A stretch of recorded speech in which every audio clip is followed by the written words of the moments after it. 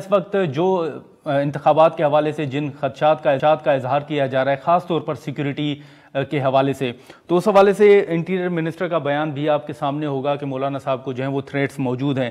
تو سر اس کے بعد کیا اسٹریٹجی ہے؟ کیا حکومت کے سامنے آپ نے تحفظات اور ان تمام خدشات کو رکھا ہے کہ آپ کی اسٹریٹجی کیا ہوگی؟ جلسوں کا انعقاد کیسے ہوگا؟ انتخابی مہم JUIF جو ہے وہ کیسے چلائے گی؟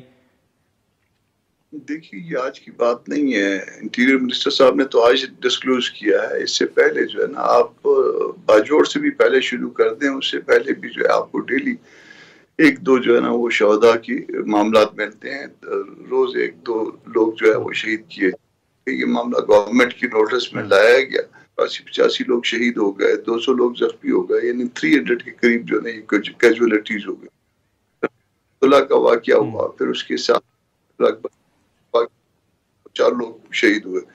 تو یہ اس طرح کے معاملات جو ہے نا، یہ کے ساتھ اب تسلسل کے ساتھ ہونے لگے. جب مولانا پشاور گئے ہیں تو پھر مجھے کنوے کیا گیا اور دوستوں کو بھی کنوے کیا گیا کہ جی اس طرح سے سیکیورٹی تھریٹس ہیں اور ذرا دھیان کریے آپ. پھر وہ مولانا تک بات کرنے کی گئی. ہم نے اپنی سیکیورٹی بڑھائی. کوئٹہ آئے تو کوئٹہ میں بھی اسی طرح سے معاملات تھے. ان کو کہا گیا کہ اپنی جو محدود کریں، اول تو نہ جائیں ورنہ محدود کریں. تو یہ بڑی ایک عجیب سی صورتحال ہمارے لیے کریٹ ہوئی. اور یہ صورتحال اس لیے یہ ایک چیز آپ نے پوری سٹیٹمنٹ میں نوٹ کی ہوگی کہ یہ تھریٹس دوسروں کو نہیں ہے، صرف مولانا صاحب کو ہیں، مولانا کی جماعت کے لوگوں کو ہیں. تو مولانا کی جماعت کے لوگوں کو بشمول مولانا اگر کس ہے تو پھر ایک عجیب سی بات ہے کہ کسی اور کے لیے جو ہے نا یہ روک نہیں لگائی گئی، مولانا کو روک لگائی گئی ہے. 2018 کے الیکشن میں بھی مولانا اسپیشلی جو ہے نا وہ اس طرح سے ٹارگٹ تھے. اب پھر اس طرح سے کیا جا رہا ہے. تو یہ ہمارے لیے بڑا مسئلہ ہے.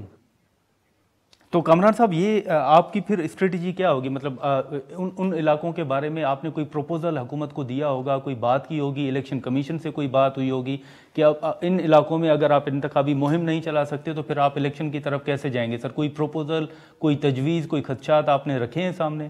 دیکھیے، یہاں پہ اس طرح کا پرپوزل دینا جو ہے وہ اس وقت بالکل ایک سیاسی جماعت کے لیے ایک خودکشی کے مترادف ہو جاتا ہے. حالانکہ یہ ہمارے آگے جو ہے نا وہ کھائی ہے، پیچھے جو ہے وہ بھی اسی طرح کا معاملہ ہے. دونوں طرف سے ہمارے لیے مسائل دیے گئے ہیں. مگر اگر آپ کوئی ایسا پرپوزل دیتے ہیں اس وقت تو وہ آپ کے لیے بطور سیاسی جماعت جو ہے نا سیاسی خودکشی کی بات ہوتی ہے. تو ہم کو پرپوزل دینے کے لیے تیار نہیں ہیں. گو کہ ہمیں الیکشن میں جو ہے نا وہ بالکل مڈ ونٹر میں جو ہے نا وہ اس میں الیکشن میں لا کھڑا کیا گیا. ہمارے سارے علاقے سرد ہیں اور وہاں نہ صرف موومنٹ کا مسئلہ ہے بلکہ وہ لوگ نکل جاتے ہیں وہاں سردیوں سے، اس علاقوں میں جاتے ہیں. آپ نے رائٹ آف ووٹ جو ہے پامال کر رہے ہیں اس علاقوں میں. اور کامران صاحب، ایک آخری سوال ہوگا سر، ایک مختصر سوال ہوگا سر، کہ اس وقت جو نون لیگ کے ساتھ ہم نے دیکھا کہ مولانا صاحب کی 2 مرتبہ ملاقات بھی ہوئی میاں صاحب کے ساتھ، تو اس وقت JUIF نے کیا نون لیگ کے ساتھ اصولی فیصلہ کر لیا ہے ساتھ چلنے کا، یا آپ ابھی سمجھتے ہیں کہ کوئی حتمی فیصلہ نہیں ہوا؟ دیکھیے، اصولی فیصلہ تو مولانا صاحب کی 2 ملاقاتوں میں آلموسٹ ہو گیا، آپ یہ سمجھ لیجیے. مگر کیا فیصلہ ہوا ہے اس کے خد و خال ابھی طے ہونا باقی. خد و خال جو ہے وہ کمیٹیاں بنیں گی اور وہ حساب سے جو ہے وہ کمیٹیاں جو ہے پھر پرپوزل بنائیں گی جماعت کے اداروں کے سامنے.